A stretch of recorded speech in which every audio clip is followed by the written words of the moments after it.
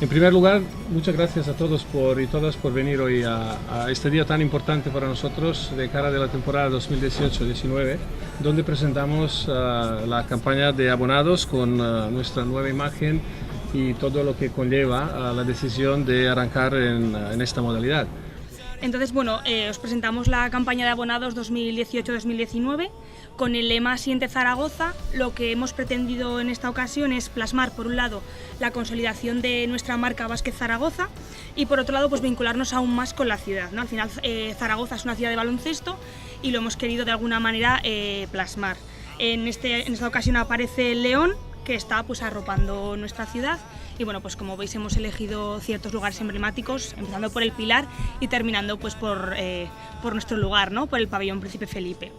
Entonces, respecto un poco ya entrando en campaña, lo que es los precios se mantienen igual que años anteriores, que creemos que es algo importante de cara a la fidelización con el abonado.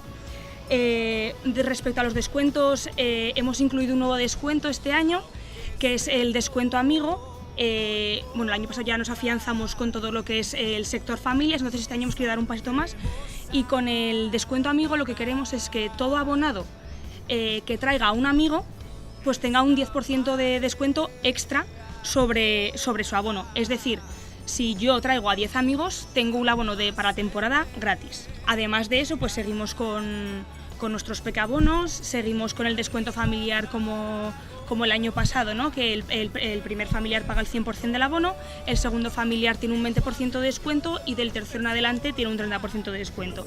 También seguimos, que también tiene una gran acogida con el abono infantil, en el cual de entre 7 a 16 años se paga un 50% del abono, y el abono oro para los abonados con más de 65 años, que también tiene un 20% de descuento.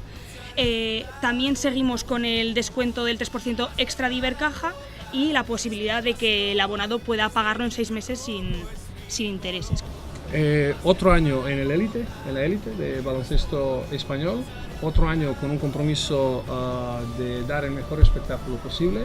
Necesitamos el apoyo de todos, como yo he dicho, del público. El público siente no solo nuestro club, pero siente la ciudad de Zaragoza y esta provincia, porque eso realmente que llevamos por todos los sitios ahora en España, pero ojalá en el futuro que puede ser Europa también.